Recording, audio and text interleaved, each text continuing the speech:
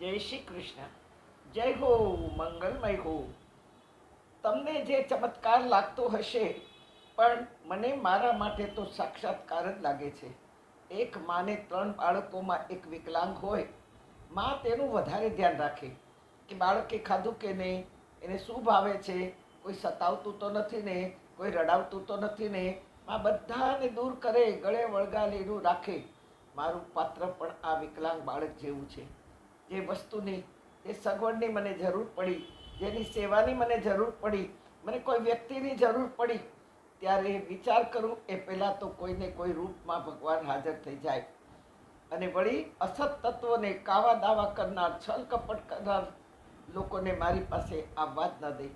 અને જો આવી ગયા અને આવ્યા તો એને મારાથી દૂર કરવા સુધીનું કાર્ય પણ પ્રભુ જ કરે. મને ઘણીવાર બહુ દુઃખ થાય, પણ તરત મને અંદરથી અવાજ આવે કે હું જે કરું છું તે તારા ભલા માટે. બસ અતૂટ શ્રદ્ધાના ધાગે મેં પ્રભુને બાંધ્યા છે. કારણ કે મને પ્રેરણા છે માં ગીતાની. જીવનમાં કોઈ પણ સારી ખોટી ઘટનાનો અંદેશો ક્યારેક મને અગાઉથી આવી જાય છે. જ્યારે સાચું પડે ત્યારે મને નવાઈ લાગે છે. અને તેથી જ હું કહું છું કે સાધના જીવનમાં બહુ જરૂરી છે. સાધનામાં સાતત્ય બહુ જરૂરી છે. અને સાતત્ય આવ્યા પછી સંકલ્પ એથી પણ વધુ જરૂરી છે. આ સંકલ્પ જ આપણને બધી જળો જથાથી દૂર કરે. શ્રી કૃષ્ણે પગની આંટી કેમ મારી છે ખબર છે? એ આંટી એટલે એમનું વમળ, એમનું કુંડાળું, ભમરી. જે વ્યક્તિ એની નજીક ગયો તે ખેંચાયો. કૃષ્ણનો અર્થ જ થાય છે આકર્ષણ, એટ્રેક્શન, ખેંચાણ. હા, જેટલો નજીક ગયો જે વ્યક્તિ, એ ભક્ત થઈ અને ખેંચાયો. અને ખેંચાયો એટલે એવો તણાયો કે એની આંટીમાં એવો વીંટાઈ ગયો કે એ જિંદગીભર હવે છૂટી નહીં શકે. પછી એની પકડમાંથી એ નીકળી જ નહીં શકે.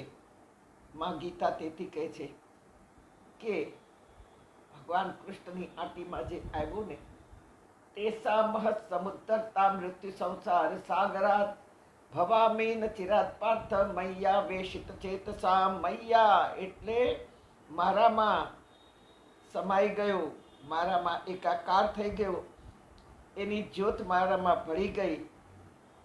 આ સંસાર મૃત્યુનો સાગર છે, માં ગીતા કહી રહી છે.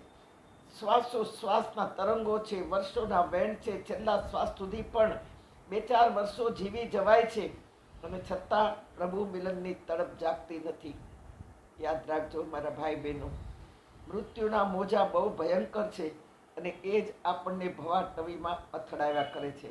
પણ જેવું શરીર અટકે, ચાલવું બંધ થાય, ખાવું ઓછું થઈ જાય,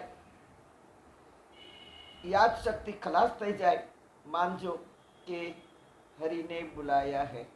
અને ત્યારે તડપ જગાવવાની છે દર્શનની. સ્વરચિત ભજન સાંભળો, એક અંતરો ગાઓ.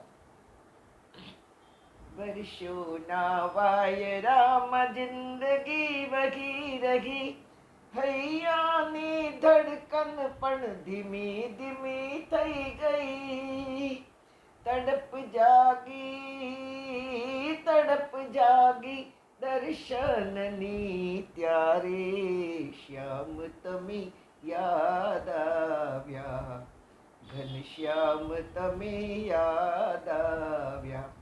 મયુર નાચે ને પંખ કર્યું, ત્યારે શ્યામ તમે યાદ આવ્યા, ઘનશ્યામ તમે યાદ આવ્યા.